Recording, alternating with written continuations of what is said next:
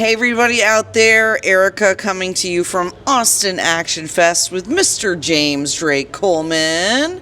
We saw your trailer for Isolation. Yes. So here's the question, James. Why are you here? Are we gonna find out? We will. Is there a teaser? Can you tell our audience why you're there? Here? It's there? just a teaser So you for can't now. tell me. So we're going to put out a trailer as we get closer to the premiere, which is going to be January 2024. Oh, okay. Oh, yeah. What? I gotta wait that. I gotta I wait know, that long. I know. It's been 2 years, but we're coming to a close. Okay. And I'm so excited to share with everybody. This thing is a massive, massive trip in terms of filmmaking and more so in terms of like indie filmmaking. Like, Yeah. I fully intend for us, myself and my team, to set a new bar in terms of like what indie filmmaking can be. Yeah. And so that's what's taking so long, is just me putting that expectation on myself and making sure that I make my team proud. And All right. Yeah. All right. Well, I can tell already from the sci-fi or the special effects that you see in the teaser and the acting. First of all, there was one scene I did not recognize you. I was like, "Is that you?" And so clearly you put a lot of time and effort into it. Rex, what's Rex's last name? his name is Mauricio Maya, and we Okay. call him Rex. Okay, so he's your DP. He's my DP and my colorist. Oh my God, this dude makes everything look pretty, you guys. So written and directed by you. Yes, ma'am. Rex is the DP. Who else do you want to give a shout out to before we start talking about it? So what's crazy is we shot this whole thing with a skeleton crew of 3 people. It's Rex, Trent Baker, and Nina Rossetti, and that's it. Oh man, So- that is wild. I know, it's insane. It looks pretty. I can tell already. Rex it looks kills, really pretty. Rex kills everything that he does. And like I said, like you've only seen like the tip of the iceberg. There Teaser. are some beautiful, beautiful shots in there. And, Cool. like I said, it's a whole mind F. Okay. The thing is crazy. And you said that you didn't recognize me. I actually spent as much time as possible like growing out my facial hair, Okay. growing my hair out. I went and lost 35 pounds. We shot the thing in reverse, so I dropped down to like 150. Okay. And throughout the duration of filming, I would kind of like cut my hair back and then put on as much weight as possible, so that you man. can see kind of a decrease in my health. Interesting. Yeah. Okay, what was that like? What was the process like, having to really Not eat? actually? Yes. Yeah. How Starving myself. Because wait, 150. Yeah. Because you're not a small dude. Oh no! Naturally, when I started, I thought I was like in the 170 range, but I ended up being like 184. Whoa. And I was like, "Whoa, man! That's a lot of weight. I gotta drop some weight." And so like, once it got muscle mass. greenlit, it started. Bam! I was like, I know exactly what I need to do, and I essentially stopped eating. Oh my gosh. But what's so great is when you see some of those like later scenes where my hair is longer, my beard is out of control, and I'm really thin. You can use that starvation like for the character as well. You know, Yep. so there are times where like I'm in pain in the scenes and stuff because I haven't eaten in the movie, and I'm also in pain because I haven't eaten in real Because life. you actually haven't eaten. Yeah, so I would buy like lunch and stuff for the team like on the day, and like I'm just watching them eat, and I hate. Oh my God. I hate every single one of them. They're like, "What do you guys want to eat?" And they're like, "Let's go to Torchy's." I'm like, "You guys suck." I hate you so much Stand right here, now. drink my water. You guys suck. So is that method acting? Is that what that is? I don't really understand sometimes what those words mean. Like, to be a method actor. I don't think it's that. To me, it's not. Okay. And you can't method act, I don't feel, in independent film. No? You wear too many hats. Ah. I can't just be in character and like go and look at footage and then review. Yeah, and directing, because you're in a scene, so but you you're can't- also directing. You can't really method in indie film, but I think it's more just that makes sense. preparation. It's our first feature for Wild Canvas Media, and I wanted to be so good, and so I was willing to go to whatever length was there. There's something, I'll give you a spoiler if you want. Oh. We went to You heard it here first. We went to the sand dunes in West Texas. It's in Texas. I had no idea we had dunes in Texas. But we went to the sand dunes and we're scouting location because we hadn't been there before. And there's this like 20, 30 foot drop of sand. Okay. And I know that we're going to shoot a fight scene here. And I tell my stunt fight coordinator, Mark, I was like, bro, you got to throw me off of this sand dune. And he was like, what? I'm like, yeah, you have to throw me down into this pit. Oh, gosh. And so we did that a couple times, and like that was wild. Like no rehearsal. I was like, hey man, when we get started, chuck me into the sand pit. I wanted it for the movie. Yeah, you got to make it look good. I looked crazy because it's not, and like I say, like for independent film it's not like big budget stuff where you can kind of spend months and months in preparation and you're fine. And you have tons I of still have to actors go to the grocery store and like run errands and stuff, and my beard is all crazy, my hair is long, I look like a freak, and people are looking at me like, bro, you've given up, and I'm like, no, this is for a purpose. I got a movie coming up, but I'm not homeless, I swear. I looked homeless. I looked like a homeless person. I would look at myself in the mirror. I was like, I don't even know who you are. Like when I watch it back, I go, man, you were freaking me out. Oh man, yeah, that's really fun. That's got to be really fun though to see, especially on the other end when you've done all this hard work, you've done all this preparation, and you get to see, especially on the big screen, which is such a delight. You know, at film festivals like this, you see it on the big screen, and it's like, oh, that's what I did. That's what it was all for. Yeah. Right? So what is it like getting to see your projects on the big screen and knowing like all of the work that you put into it? It's incredibly rewarding. I think once we're at the premiere itself in January. Yeah. And the work is done, and you kind of release it to the world, right? Because right now it's kind of like my little secret. It's your baby. Right? Like I've only released baby. a teaser trailer, but it's my little secret. But once it's released to the world, you can kind of, I don't know. It's like watching it in there, because that's the first time I've seen it on a big screen too. So I was like, yo, this sounds great. It looks great. Like everything that I want it to be it's becoming that, if that makes sense. That's cool. Yeah, totally. And I more so just want to exceed expectations, and even my own expectations, and make my family, my friends, and my team proud. And like, cool. I couldn't do it without any of them. I know that, but I want them to watch it and for them to feel like a sense of like pride and just gratitude and That's who's helping you edit it? It's me. Shut up. So I'm editing it, making the music for it. God. I did the VFX for it. What? Yeah. Okay, so what is it like? What is the expression "kill the baby"? What? This is like a terrible expression.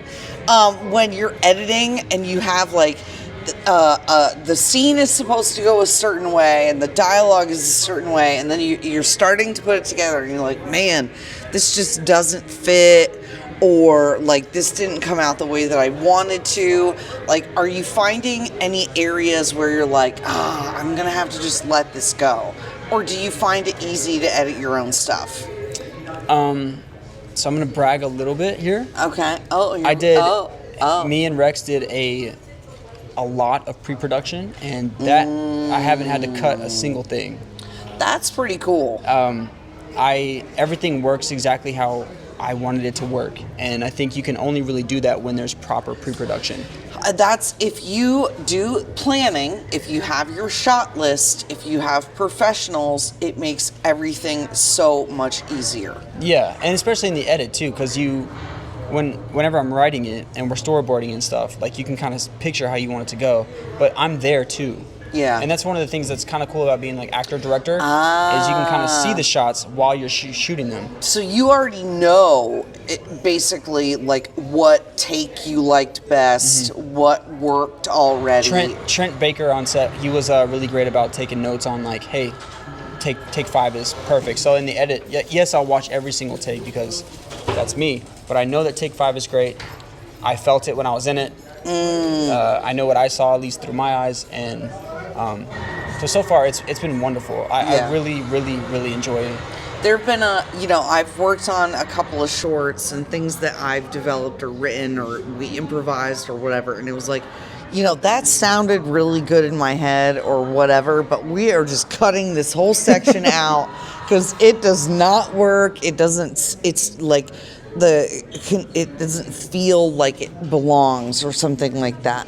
But I think you really called it. It's the pre-production, which is the not sexy part. Oh, no. Right? Nobody sees Nobody that. wants to do that part.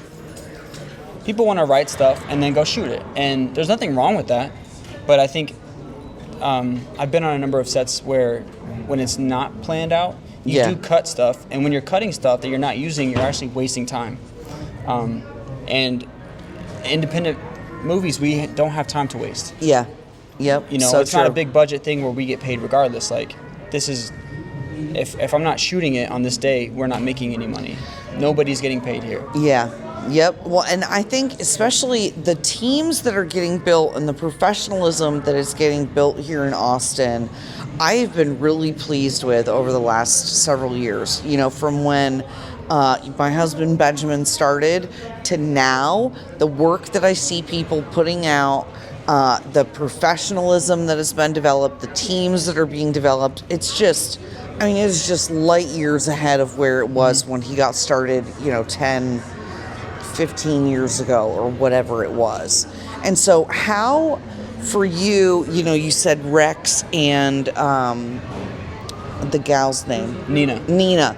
Like, how do you put your team together? How do you choose who you're going to have on set? Like, how do you find people to trust? Is it just over the years you've cultivated relationships and you found them? What would be some advice to people getting started to find those key people that they can count on like you have? I think I want to first address like the level of increase in productions in anything. And I think I love that because iron sharpens iron. Whenever I first started, I didn't quite see the things that I knew that I should be seeing, if that makes sense. Yeah, totally. And I know that even as I've gotten better, I can see other films and other companies getting better, and then that makes me want to get better, and I'm sure they're watching me, and then they want to get better. So we're constantly in this like really healthy competitive space. Yes. So I think that's what's happening, and it's great. Yeah. In terms of like finding a team, I think I'm more really drawn into people's spirits. I really appreciate like somebody's soul. So you may not be the best at something, but if I feel this is gonna sound like I don't know. If I can feel your soul and I know that you have a want to get better, because I know that I'm not perfect at everything either, but I have the will and desire to want to be better, and I want to be around other people who have that same thing. And even though we're not masters of our crafts just yet, together we will sharpen our own irons as well. Yeah, totally. I expect a lot out of my team, and they know that. And I think in turn, like I can push them into finding and discovering something about themselves that they didn't even know that they could do. Well, and I think but then they like that. Yes. And I go, great. Like I don't want to push people away or like be that. I'm not like a bossy or screaming director or nothing like that, but I just I'm like, let's see what else we can do. Well, also, and especially like, we shot. Film people are just intense, y'all. Okay, so like anybody who's like, oh, I heard so and so yelled at somebody on screen on set, and they got emotional, and I'm like, yeah, they're theater people. They're emotional. They're passionate. They want it to be perfect. They don't want to waste their time, And so there's a certain extent where you have to give each other grace. And so there's everyone that I know in film has an intensity, okay? And there's going to be heat, there's going to be emotion, there's going to be passion. So you have to kind of be graceful with one another and like work through that stuff and know that even though there's a momentary feeling, like you're on the same team, right? And we're gonna get through it. I think, and more so, because I'm not. People can yell at me all day long, and what I take is they think that I can do better, and I want to reiterate, I don't scream at nobody. I'm a super chill director. In fact, shooting this whole thing was the most chill I've ever been on a set. Interesting. But I think, yeah, whenever people start to kind of like demand more, or there's more pressure or something like that, it's just because I played football growing up. Yeah. And my coaches, sometimes they were just so mean. I'm like, why are you being mean to me today? And I would go in and be like, hey, coach, like, what's going on? Why are you being so mean? He's like, because I know that you can do this better. He's like, I believe in you. And so sometimes, like, yeah, your feelings can get hurt and stuff, but I think as long as everyone's on the same page in terms of the end result, then we're good. Yeah. You know, I've been on sets like that. Yeah. That people are mean just for mean's sake. Oh, that's different. And some people are just buttholes. Yeah, like Let's be real. If there's like a disrespectful thing, like I'm not that's about different. that. But for example, like we built a spaceship. Okay. And the spaceship is like really tight, and it's tight for a reason. He's isolated in this ship. And I told Rex, my DP, it's super simple to shoot this. I was like, but I don't want simple. Give me some creative angles, give me some creative shots. Let's think outside the box and how to execute every single one of these. Yeah. And so I feel that I pushed him and he pushed me as well in terms of like, let's see how creative we can be in this tight space. Yeah.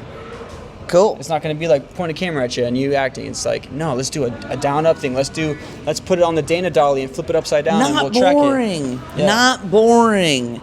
How much harder is it to make it not boring? It takes a little bit of effort, right, to set some of these things up, to think like that. But in terms of the end product, it's way better and it's so worth it. Yep. Just a little bit more.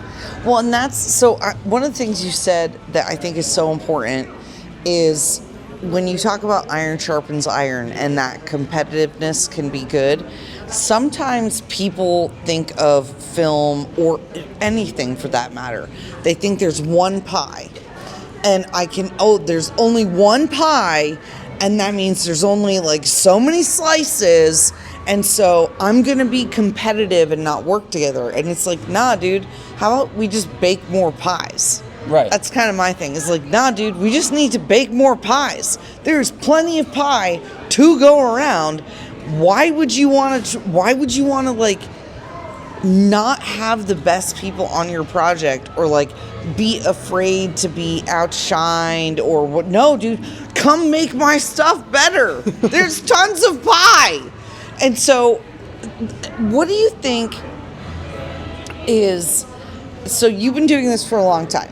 Actually, we were joking. We were talking earlier that the one time Benjamin has had to kiss a woman on screen or do anything was for your project. And that was like, how long ago was that? Like, 10 years ago? Yeah, jeez.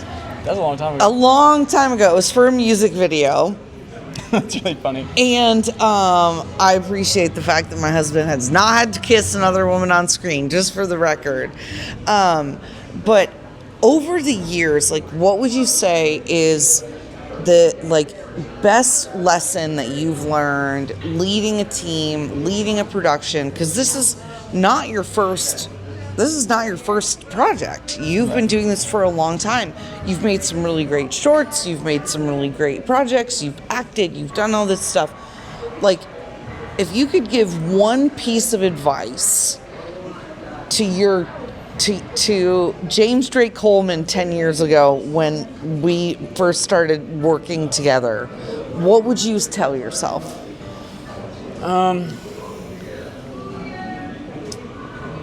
This is a recent discovery for me, and I know that it's been really instrumental in terms of like the last couple shorts that I've made and isolation is just stay open. You're not right all the time. There were a lot of times, and it came from a healthy place. It came from a desire and a want to be the absolute best I possibly could be. And when you set expectations like that, you're never going to be perfect. But understand that and allow people to help you. Yeah. So again, like there's so many things that I'm able to do out of thinking I'm going to do it myself. I will write this and shoot it and act in it and score in it and edit it and VFX and I will do all of it all myself because my expectations are there and I don't think anybody else is going to match my intensity here. But it's very isolating. Isolation. Yeah, you kind of fitting. You kind of like alienate yourself a little bit when you do that. And there's people who are willing to help you and understand that you're not right all the time. Yeah. You know, listen to people and have open dialogue, and maybe somebody else has got a great idea. Well, and there's there's this great scripture that says, cast the vision that those who read it upon the table. I'm totally bastardizing it. You guys, I'm a terrible Christian. But it's basically like, cast the vision. And if you cast the vision, God is going to see that. God is going to hear that. And if you ask and you bring people in and you're able to communicate that vision that you have, and you have people that you can trust, it just brings that much more richness, I think. And so I think that's a really good lesson. I like that. Okay, so tell everybody where they can find you if they want to hire you or see your projects. And is the trailer available to watch? The trailer I put out on yesterday. Oh, so okay. The teaser trailer came out yesterday. Okay, where can they go see it? I am on Instagram, James Drake Coleman, and I'm on YouTube, Wild Canvas Media. Okay. And if you want to contact me, hit me up through Instagram, wildcanvasmedia@gmail.com.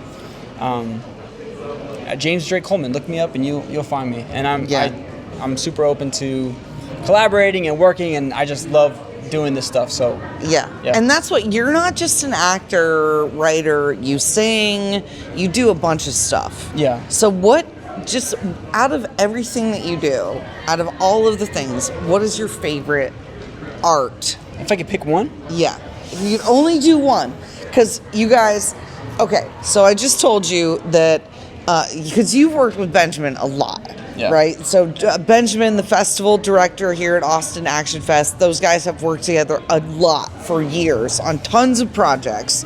And so I told you about the one music video, and then you guys did Rompers, which was a joke rap that Benjamin wrote, and then you do the singing breakdown, and you're the best part of the video. I did not want to tell my husband that, but I was like, yo, James is the best part of this video. So you guys have to go look up Rompers too. Rompers, you can Ballistic Google Blade, it. right? The Yes, YouTube channel. yes. Little pitch for my husband here, but you're really talented. So if you had to pick only one thing to do for forever, which thing would it be? I would say, at least right now, because I'm sure I could change and evolve into something else. Yeah. I would love to just act. I don't think I've been able to do that fully yet. Really? People hire me to do like acting and the VFX, or acting and writing, or acting and editing, directing. So I do kind of like both things, and I would love to just fully dive into a character. I do that anyways with my pre-production and research and stuff like that, but like to not have to think about anything else and just to embody a character, I think I would really, really like to do that. All right. Love to do that. So holler at your man over here to act in something. And you do action, you do drama, you can do anything. Is there a genre you prefer? Is there one that you like better? I love all of them. Yeah. I get cast a lot in like the dramas because I can cry. But and I got a really great, and you're handsome. Like, let's be real. Look at him. He's handsome. But not one time. You know what? Let me do a rom-com. Can somebody book me for a rom-com? Because I've not done that. And really? Yeah, I would love to be like Matthew McConaughey in How to Lose a Guy in 10 Days. Shut up. That would be wonderful for me. Really? Yeah, I would love that. See, you do so much action stuff. I expected you to say action. All right, okay. All right. Can you talk about the 48-hour film festival too? Sure. Is that out for anybody to see yet? So we just did the Austin 48-hour film festival. It's actually the first thing I did when I started acting here in Austin, and it totally plugged me and got me networking with people. Okay. That's how I met Rex and Trent and my team. Yeah. Shut up. And, all right. So we just did the Austin one, and we submitted our film 30 Seconds. And as of yesterday, we made top 10 films. And as the week goes on, they'll kind of trickle out the nominations, and then the award show is July 24th. And the winner goes to Cannes, whatever the heck it's called. the winner of the 48-hour film project goes to Filmapalooza. Oh, And then the winner of that goes to cons. Yeah. I love it. It is so good. Thank you. She's I- seen 30 seconds. I've seen it. It was really fun. It was unexpected. This is what I tell people. There's certain things about creating a project that will set it apart from anything else. And it's when expectations are subverted. Because so much of what we see put out nowadays, these big blockbuster films, it's so formulaic, it is so the same. But what makes something very funny, very sad, the thing that really pulls the emotion out is when our expectations are subverted. And they totally did with this short film.